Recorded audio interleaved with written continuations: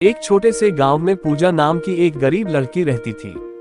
उसकी उम्र मात्र 10 साल थी, लेकिन उसने अपनी उम्र से कहीं ज्यादा जिम्मेदारियां उठा ली थीं। उसके पिता किसान थे, लेकिन खेती से इतना कमाते थे कि मुश्किल से घर का खर्च चलता था। माँ घर के काम संभालती थी, लेकिन पूजा को पढ़ाई का बहुत शौक था।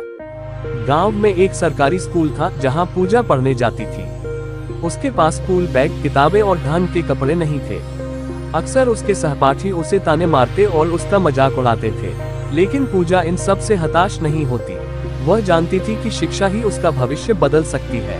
हर दिन स्कूल से लौटने के बाद पूजा अपनी माँ के साथ खेतों में काम करती। जो भी समय बचता उसमें वह अपनी पुरानी किताबों से पढ़ाई करती। कभी कभी बिजली नहीं होती तो वह दिए की रोशनी में पढ़ाई करती।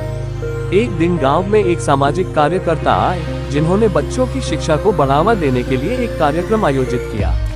उन्होंने पूजा की मेहनत और लगन देखी। उन्होंने उसकी पढ़ाई का खर्च उठाने का वादा किया।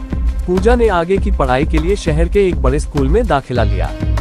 शुरू में उसे कठिनाइयों का सामना करना पड़ा, लेकिन उसकी मेहनत और आत्मविश्वास ने उसे सबके बीच खास बना दिया। उसने हर परीक्षा में अच्छे अंक हासिल किए और छात्रवृत्ति पाई।